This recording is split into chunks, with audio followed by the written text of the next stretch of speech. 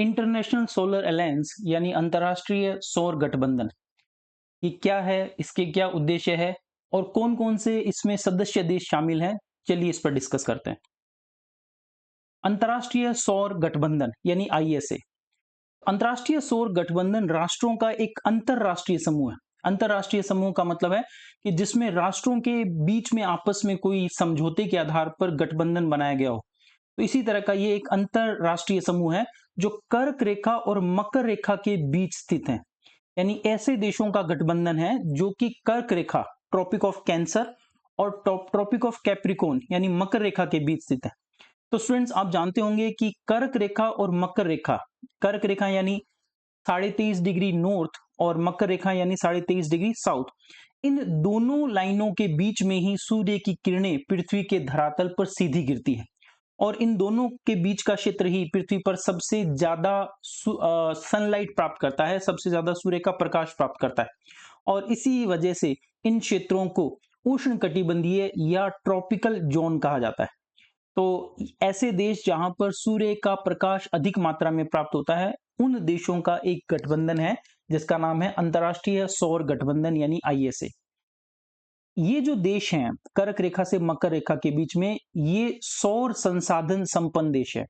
अब सौर संसाधन संपन्न कहने का मतलब है यहाँ सनलाइट जो है वो काफी अधिक मात्रा में या पर्याप्त मात्रा में प्राप्त होती है, जिसका उपयोग करके ऊर्जा का निर्माण किया जा सकता है। अगर मान लीजिए ध्रुवों पर स्थित जो देश है वहां पर सूर्य का प्रकाश बहुत कम पहुंचता है और पहुंचता भी है तो वो बहुत कम ऊर्जा के साथ पहुंचेगा, इसलिए वहां पर सौर ऊर्जा के विकास की उतनी संभावनाएं नहीं होती जितनी कर्क रेखा और मकर रेखा के बीच वाले देशों में। इन देशों को सनशाइन देश भी कहा जाता है। सनशाइन का मतलब है जहां सूर्य का प्रकाश उपलब्ध होता है, सूर्य जहां पर चमकता है या सीधे सूर्य का प्रकाश प्राप्त होता है, ऐसे देशों को सनशाइन देश कहा जाता है। आईएसए एक संधि आधारित अंतर सरकारी संगठन। संधि आधारित अंतर सरकारी संगठन कहने का मतलब है कि सरकारों के आपसी समझौते से निर्मित हुआ एक संगठन है और इसका उद्देश्य है सौर ऊर्जा के क्षेत्र में बदलाव लाना। यानी अंतर्राष्ट्रीय स्तर पर अभी जो देश सौर ऊर्जा का उपयोग कर रहे हैं वो अपने नेशनल लेवल पर अलग अलग अलग अलग तरीके से सौर ऊर्जा का उपयोग में सौर ऊर्जा को उपयोग में ला रहे हैं। लेकिन अगर मान लीजिए कि ऐसे देशों का एक ग्रिड बन जाए, एक गठबंधन बन जाए, तो ये आपस में टेक्नोलॉजी का शेयर कर सकते हैं और साथ ही आवश्यकता पड़ने पर एक देश से दूसरे देश को इस ऊर्जा की आपूर्ति भी की जा सकती है। इसीलिए सौर ऊर्जा गठबंधन भविष्य के लिए एक बहुत ही महत्वपूर्ण संगठन है। समूह का प्राथमिक लक्ष्य जीवाश्म ईंधन से सौर ऊर्जा में बदलाव लाना है। देखिए, अभी तक हमारी जो ऊर्जा आवश्यकताएं हैं यानी विश्व की ज्यादातर ऊर्जा आवश्यकताएं जीवाश्म ईंधन से पूरी हो रही है। जीवाश्म ईंधन जिसमें कोयला, पेट्रोलियम या पेट्रोल, डीजल और अन्य संसाधन आते हैं। तो ये जो जीवाश्म ईंधन है, इनसे कार्बन की बहुत अधिक मात्रा का उत्सर्जन होता है और जिसकी वजह से वातावरण को नुकसान पहुंचता है। ये जो हम ग्लोबल वार्मिंग या जलवायु परिवर्तन या भूतापन यानी जो वैश्विक तापन जैसी समस्याएं पड़ रहे हैं या जिनके बारे में हम आज अपने जीवन में रूबरू हो रहे हैं, ये सब इसी जीवाश्म ईंधन से उत्सर्जित कार्बन की वजह से है।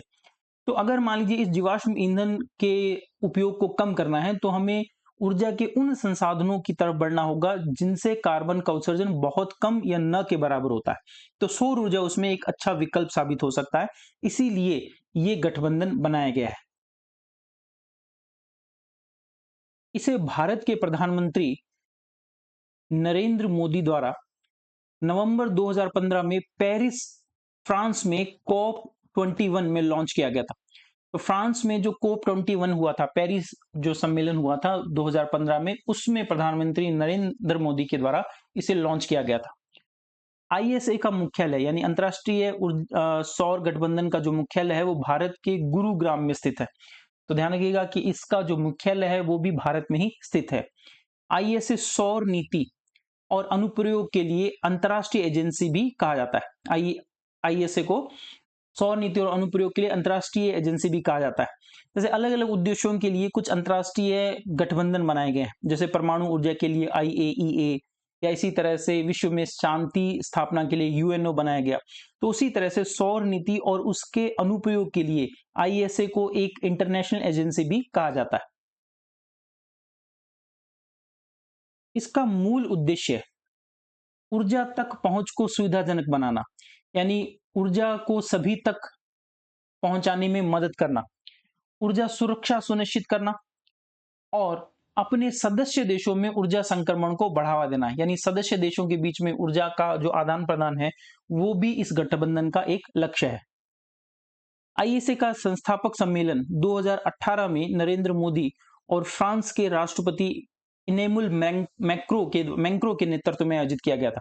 तो चूंकि ये भारत के प्रधानमंत्री के द्वारा प्रस्तावित था और फ्रांस में ही इस सम्मेलन को सबसे पहले अनाउंस किया गया था, इसीलिए इसका जो संस्थापक सम्मेलन है वो पेरिस सम्मेलन के 3 साल बाद 2018 में नरेंद्र मोदी और फ्रांस के राष्ट्रपति इनेमुल मैक्रो के नेतृत्व में आयोजित किया गया था।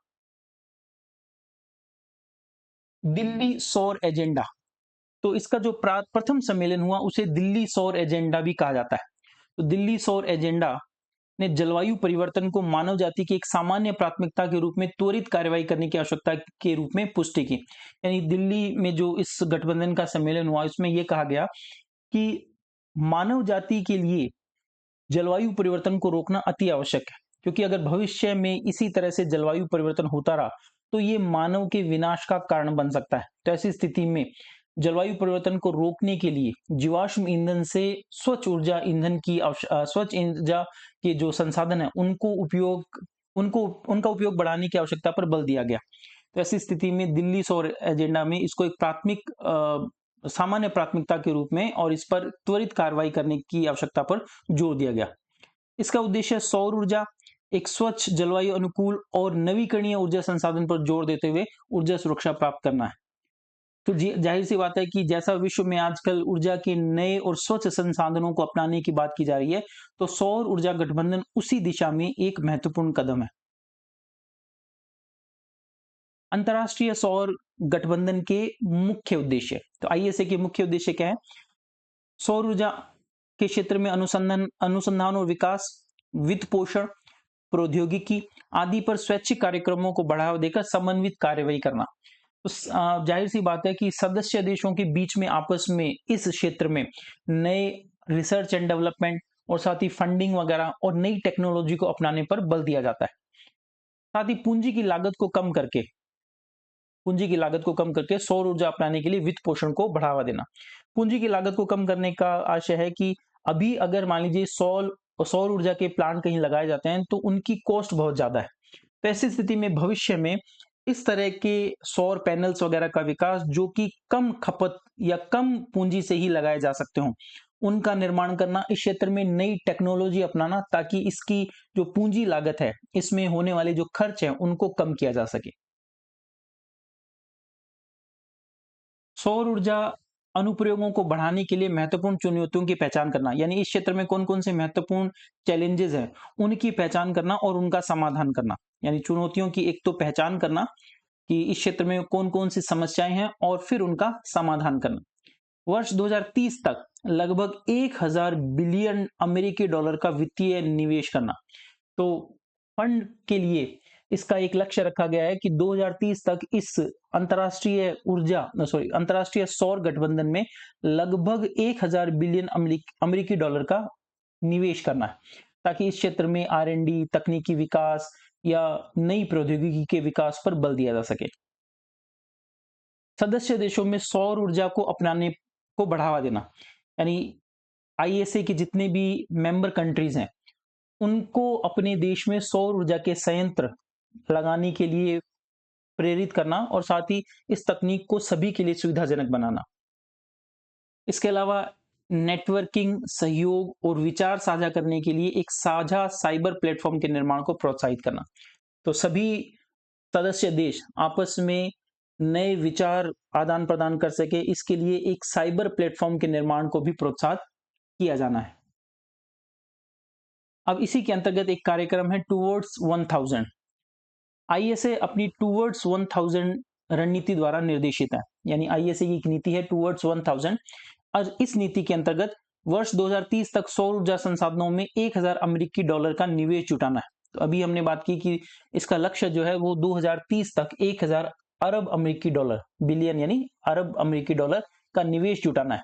जबकि स्वच्छ ऊर्जा समाधानों का उपयोग करके 1000 मिलियन लोगों तक ऊर्जा पहुंच प्रदान करना है। तो अब फंड के लेवल पर अगर हम बात करें तो 2030 तक 1000 अरब अमेरिकी डॉलर का निवेश करना है।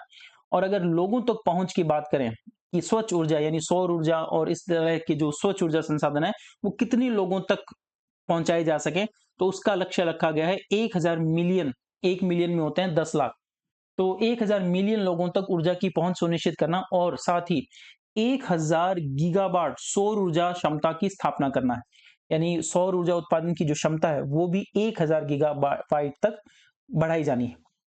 इससे प्रत्येक वर्ष 1000 मिलियन टन CO2 के वैश्विक सौर उत्पादन को कम करने में सहायता मिलेगी।